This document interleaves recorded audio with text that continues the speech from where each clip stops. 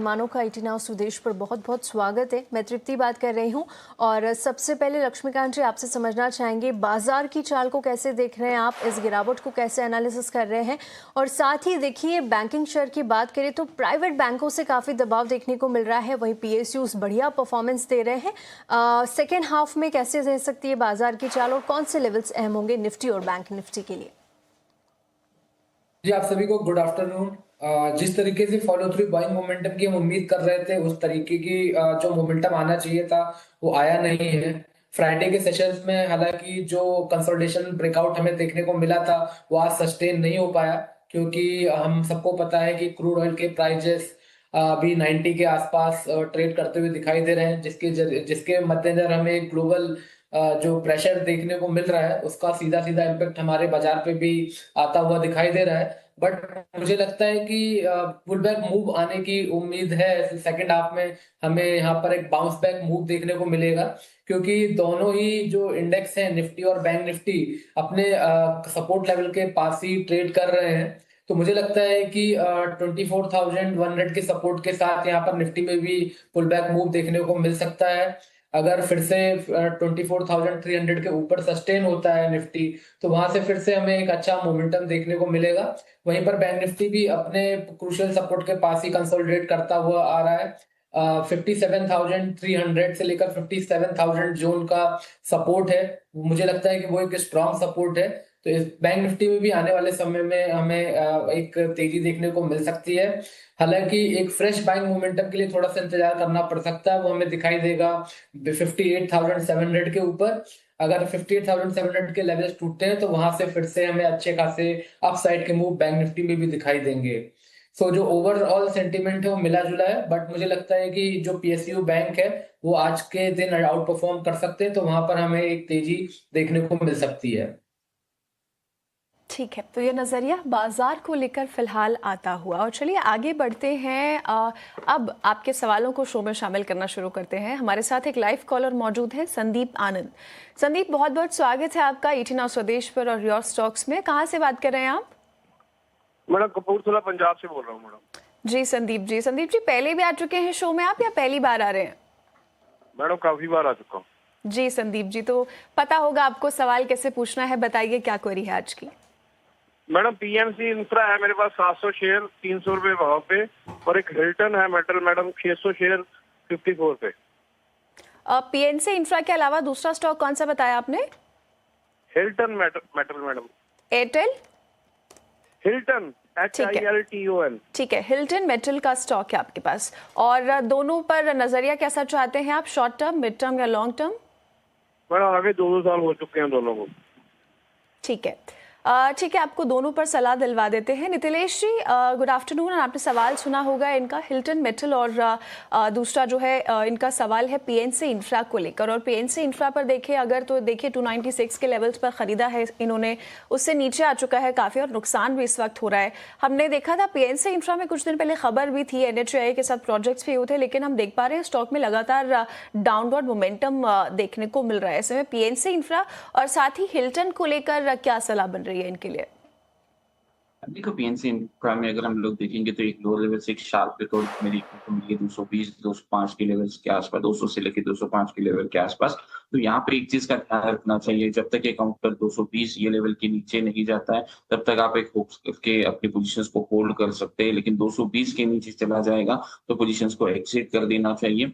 ऊपर में अगर हम लोग देखेंगे 265 टू 270 एक बड़ा रेजिस्टेंस, इसको अगर ये क्रॉस कर देते हैं तो आने वाले समय में 320 330 ये लेवल्स भी क्या हो सकते हैं, चार्ट के ऊपर विजिबल हो सकते हैं। और दूसरा जो काउंटर है हिल्टन के बारे में थोड़ा सा मैं इस स्टॉक को ट्रैक नहीं करता हूँ और इसके ऊपर मैं व्यू देना थोड़ा सा अवॉइड करूंगा, क्योंकि स्मॉल टिकट काउंटर है और चार्ट भी काफी कंफ्यूजन लग रहा है, तो थोड़ा सा इसको अवॉइड करने की राय दूंगा। अगर आपके पास पोजिशन है और पहले के, तो एक चीज का ध्यान रखें, इसमें 27.50 ये लेवल, मतलब यहाँ से भी मैं 20% ऊपर की चीज कह रहा हूँ।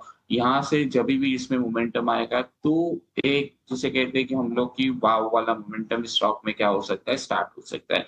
नीचे में बेस मान लो 18.50 से लेके 19.50, ये बेस के आसपास अगर आपको मिलता है तो 17 रुपए 50 पैसे का एक स्टॉप लॉस जरूर मेंटेन करना, और चाहिए तो थोड़ा सा क्वांटिटी ऐड कर सकते हैं। ऑलराइट, तो पीएनसी इंफ्रा को लेकर ये सलाह इन लेवल्स पर आती हुई। चलिए आगे बढ़ेंगे, अगले कॉलर को शामिल करेंगे। हमारे साथ विपिन कुमार जुड़ गए हैं। विपिन जी, गुड आफ्टरनून, बहुत बहुत स्वागत है आपका 18 हाउस स्वदेश पर। पूछिए क्या सवाल है। जी मैडम, गुड आफ्टरनून मैडम। जी, सवाल क्या है विपिन जी आपका? मेरे पास मैडम अडानी टोटल गैस के 300 शेयर हैं, जो मैंने 754 रुपए पे लिए थे। जी, अभी भाव बहुत कम चल रहा है, लॉस भी है, तो क्या करना चाहिए आपके नजरिए से? रखना चाहिए या क्यों निकालना चाहिए? ऑलराइट, और आप लॉन्ग टर्म के लिहाज से पूछना चाहते हैं विपिन जी? जी, लॉन्ग टाइम। बिल्कुल ठीक, बिल्कुल ठीक।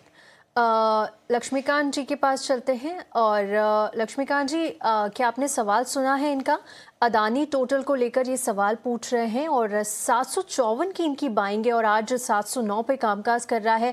थोड़ी सी गिरावट भी देखने को मिल रही है, इनके बाइंग प्राइस से थोड़ा नीचे आ गया है। लेकिन देखिए 6 महीने की जो चार्ट्स दिखा रहे हैं, करीब 33% से ज़्यादा का रिटर्न बना कर दिया है। एक साल में भी करीब 9-10% की रिकवरी इसने दिखाई है। और जहाँ तक ये नीचे गया था स्टॉक, वहाँ से रिकवरी यहाँ पर जारी है।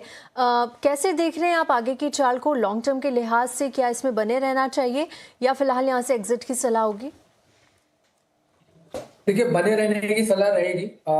पिछले 5 to 6 मंथ का अगर हम पैटर्न देख रहे हैं तो नीचे लेवल से रिकवरी तो देखने को मिली है, बट स्टॉक में एक हर्डल भी है। मुझे लगता है कि 860 के आस 850 860 के पास एक स्ट्रॉन्ग हर्डल है। उसको अगर ये निकालता है तो फिर यहाँ पे फिर से फ्रेश बाइंग मोमेंटम देखने को मिलेगा। बट अभी फिलहाल यहाँ से ऐसा कोई बड़ी गिरावट नजर नहीं आ रही है, इसलिए मैं इनको 650 के स्टॉप लॉस के साथ होल्ड रखने की सलाह दूंगा और इस ब्रेकआउट के इंतजार के लिए बोलूंगा। अगर 6850 के लेवल टूटते हैं तो फिर से यहाँ पे मोमेंटम देखने को मिलेगा। उस दौरान मुझे लगता है कि फिर हमें 950 से लेकर 1000 तक के लेवल्स देखने को मिल सकते हैं। तो पेशेंस रखें और 650 के स्टॉप लॉस के साथ इसको होल्ड ये करके चल सकते हैं। तो पेशेंस रखें और 650 रुपए के स्टॉप लॉस के साथ यहाँ पर बने रहें, ये सलाह आती हुई। चलिए अगले कॉलर को शामिल करेंगे। अमित इस वक्त हमारे साथ बने हैं। अमित, हाय, गुड आफ्टरनून, कहाँ से बात कर रहे हैं आप और क्या सवाल है?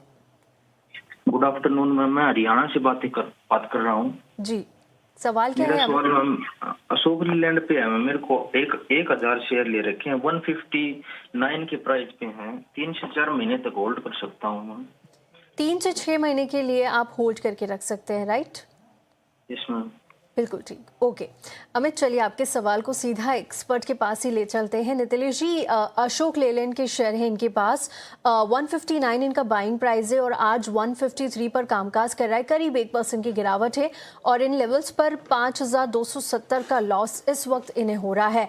3 से 6 महीने का आउटलुक कैसे देख रहे हैं आप? क्या इनके बाइंग प्राइस से ऊपर निकलता हुआ जाएगा, क्योंकि ज्यादा दूर नहीं है शेयर? कैसे देख रहे हैं आप?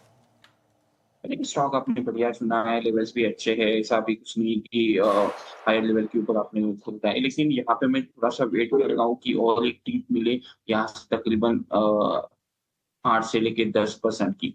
मैंने पहले भी एक व्यू शेयर किया था अशोक लेलैंड के ऊपर कि 135 से लेके 138 की रेंज इसके लिए क्या हो जाएगा, अच्छा खासा लेवल हो सकता है, वहां पे आप एक्यूमुलेट कर सकते हो।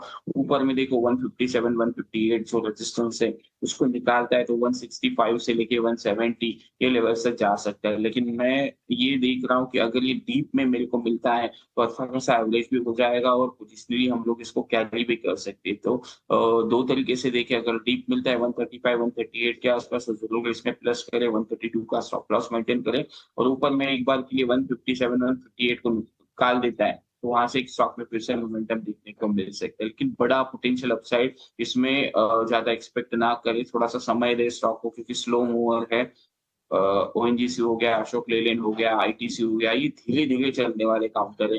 फास्ट एंड फ्लोरिश मोमेंटम इसमें नहीं देखने को मिलेगा। 3 महीने से मेरे हिसाब से कुछ नहीं होगा, थोड़ा सा अवधि बढ़ा लीजिए, 6 महीने 8 महीने का एक प्लान लेके चल सकते हैं। चलिए, तो ये सलाह अशोक लेलैंड पर आती हुई और चलिए आगे बढ़ते हैं। और इस वक्त एक बड़ी खबर आ रही है, वो भी आपको बता देते हैं। यूएस सेक्रेटरी रूबियो का बयान आ रहा है और उनका कहना है कि ईरान बातचीत के संकेत जरूर दे रहा है, बातचीत के लिए तैयार है, लेकिन साथ ही रूबियो का ये भी कहना है कि अमेरिका ईरान के मिसाइल और ड्रोन हमलों का जवाब भी दे रहा है। साथ ही ये भी कहा है कि चाइना के राष्ट्रपति जिनपिंग की सितंबर में यूएस यात्रा हो सकती है। सितंबर में जिनपिंग अमेरिका जा सकते हैं, दौरा एक देखने को मिल सकता है। साथ ही ये भी कहा है कि आसियान समिट जो होगा वहां पर रशिया के लावरोव और चाइना के वांग यी से मुलाकात हो सकती है। इसके अलावा क्वाड, जापान और साउथ कोरिया के विदेश मंत्रियों से भी आसियान में बैठक हो सकती है। और यूएस ईरान के जो टेंशन्स देखिए इस वक्त जो बढ़ते हुए नजर आ रहे हैं, उस बीच कहा गया है रूबियो की तरफ से कि हॉर्मुज शिपिंग की सुरक्षा के लिए बाकी देशों को भी आगे आना चाहिए। और अमेरिका का कहना है कि ईरान के मिसाइल और ड्रोन हमलों का जवाब दिया जा रहा है। चलिए, ये इस वक्त एक अपडेट आता हुआ। अब आगे बढ़ते हैं और सवालों की तरफ रुख करते हैं। इस वक्त हमारे पास एक सवाल आया है यूट्यूब से। सत्येंद्र का ये सवाल है HDFC बैंक को लेकर। यहाँ पर 85 के क्वांटिटी में इन्होंने ये शेयर खरीदा है और 765 इनका एंट्री प्राइस रहा है। लक्ष्मीकांत जी, HDFC बैंक को लेकर अगला टारगेट प्राइस ये जानना चाहते हैं। और देखिए, HDFC बैंक के नतीजे आए हैं, नतीजे अनुमान के मुताबिक नहीं रहे, उसके चलते देखिए आज शेयर काफी गिरावट का शिकार भी हो रहा है, 5% गिर गया है। ऐसे में एक टारगेट प्राइस जानना चाहते हैं, क्या सलाह रहेगी इनके लिए? देखिए, आज जिस तरीके से यहाँ पर गैप डाउन ओपनिंग हुई है, वो bearish belt hold pattern HDFC bank ने बनाया है, तो यहाँ पर शॉर्ट टर्म लेवल पे तो सेलिंग प्रेशर अभी फिलहाल देखने को मिल सकता है।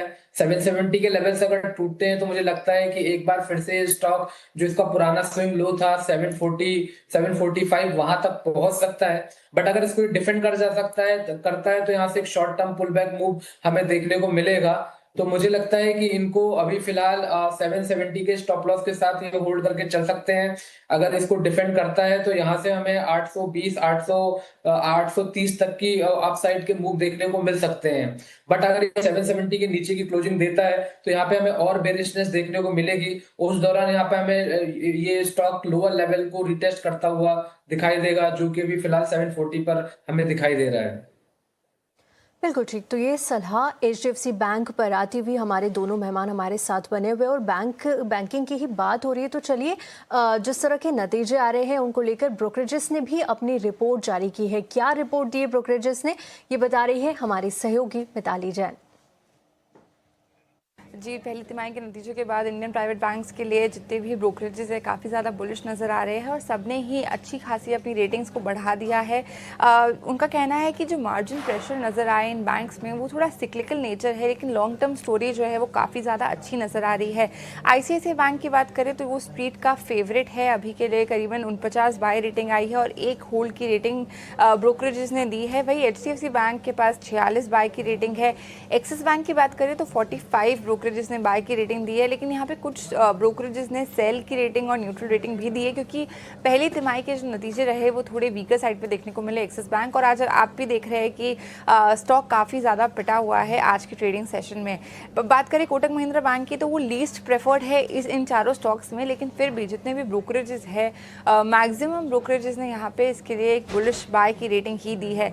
अपसाइड पोटेंशियल की बात करें तो HDFC बैंक सबसे ज़्यादा आगे रिटर्न पोटेंशियल में है, करीबन 26% का पोटेंशियल नज़र आ रहा है करंट लेवल से। उसके बाद ICICI बैंक, कोटक बैंक और एक्सिस बैंक की बात करें तो करीबन 18 से 19% का रिटर्न पोटेंशियल ब्रोकरेजेस का मानना है।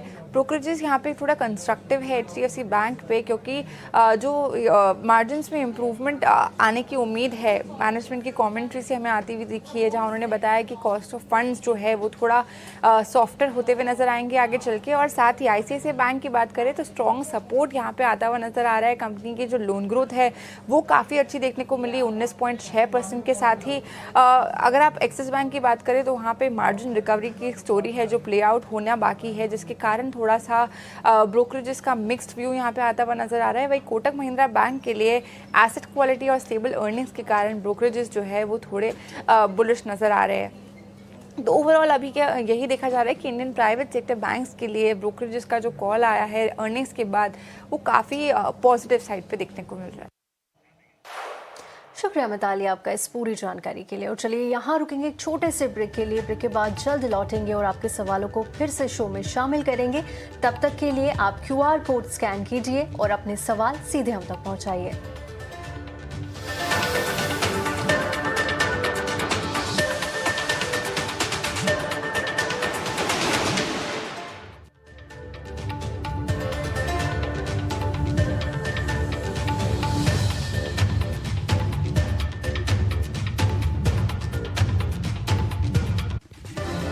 ब्रेक के बाद एक बार फिर से आपका स्वागत है योर स्टॉक्स में। और चलिए आपके सवालों को शो में शामिल करते रहेंगे, लेकिन उससे पहले एक नज़र अल्ट्राटेक सीमेंट के नतीजे कैसे हो सकते हैं। आज नतीजे आने वाले हैं अल्ट्राटेक सीमेंट के, अनुमान लेकर हमारे साथ हमारी सहयोगी अशेषा जुड़ रही हैं। जी अशेषा, बताइए। बिल्कुल, तो सीक्वेंशियल बेसिस पर देखें तो अल्ट्राटेक सीमेंट के नतीजे इस क्वार्टर में कमज़ोर ही रहने की उम्मीद लगाई जा रही है। इनफैक्ट रेवेन्यू की बात करें तो करीब 24,000 करोड़ के आसपास एक्सपेक्टेड है। प्रीवियस क्वार्टर से कंपेयर करें तो करीब 7% की गिरावट नज़र आ सकती है क्वार्टर ऑन क्वार्टर बेसिस पर। वही मार्जिन्स 20.2% पर एक्सपेक्टेड है वर्सेस 21.7 जो कंपनी ने प्रीवियस क्वार्टर में रिपोर्ट किए थे। तो हाँ, सीक्वेंशियल बेसिस पर कमज़ोरी इस क्वार्टर में अल्ट्राटेक सीमेंट के नतीजों से एक्सपेक्टेड है। सबसे पहले वॉल्यूम्स की बात करते हैं। इस क्वार्टर में वॉल्यूम्स 40 मिलियन टन्स पर आ सकते हैं वर्सेस 44.7 मिलियन टन्स जो कंपनी ने प्रीवियस क्वार्टर में रिपोर्ट किए थे।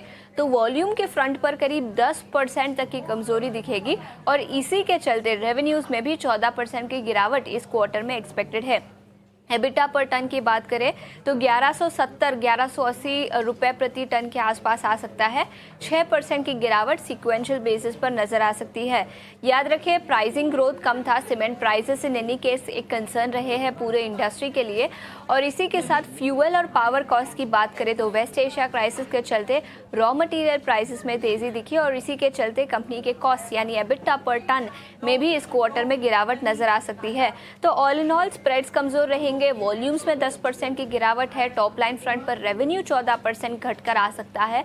लेकिन मैनेजमेंट की कमेंट्री क्या निकल कर आती है फ्यूचर ग्रोथ को लेकर, वॉल्यूम ट्रेंड्स को लेकर और सीमेंट प्राइसेस को लेकर, उस पर सबकी नजर जरूर रहेगी। बिल्कुल ठीक है शेषा, बहुत बहुत शुक्रिया आपका इस अनुमान को लेकर आने के लिए। और चलिए हमारे एक्सपर्ट से भी समझ लेते हैं। नितिलेश जी, अल्ट्राटेक सीमेंट पैक से एक बड़ा शेयर है और अनुमान से थोड़े कमज़ोर नतीजे आते हुए नज़र आ सकते हैं। वॉल्यूम्स पर भी दबाव संभव है। आप कैसे देख रहे हैं इसकी चाल को और कितना इम्पैक्ट देखने को मिलेगा अगर नतीजे उम्मीद से कमज़ोर आते हैं तो? देखो, चार्ट्स के हिसाब से अगर हम लोग देखेंगे तो चार्ट में 12,000 से लेके 12,200 ये लेवल काफी बड़ा रेजिस्टेंस। इसको अगर ये क्रॉस कर देता है तो यहाँ से हम लोग सीधा 12,900 से लेके 13,500 ये टारगेट के लिए क्या करेंगे, प्लान करेंगे। स्टॉक मुझे पर्सनली पसंद आ रहा है। समझो ये ब्रेकआउट नहीं दिखाता है और सीधा इसमें 12 से लेके 15% का करेक्शन हमें देखने को मिलता है। जो मान लो 9,800 से लेके 10,400 इस रेंज में अगर मिलता है तो मैं इसमें जरूर बाइंग करना पसंद करूंगा। 9,300 का स्टॉप लॉस होगा और इसमें पोजिशनल एक्सपेक्टेड जो टारगेट मैंने बताया है 12,900 से लेके 13,500 उस टारगेट के लिए मैं जरूर प्लान करूंगा। दोनों तरीके से आप इस स्टॉक को देख सकते हैं। एक तो ब्रेकआउट के ऊपर 12,000 से लेके 12,200 का ब्रेकआउट आने के बाद, या फिर नीचे में 9,800 से लेके 10,400 इस रेंज में जरूर खरीदे। स्टॉक में शॉर्टिंग थोड़ा सा स्टॉक क्या करे, अवॉइड करे। ठीक है, तो ये सलाह अल्ट्राटेक को लेकर बनती हुई और लेवल्स और टारगेट्स भी बता दिए हैं नितिन।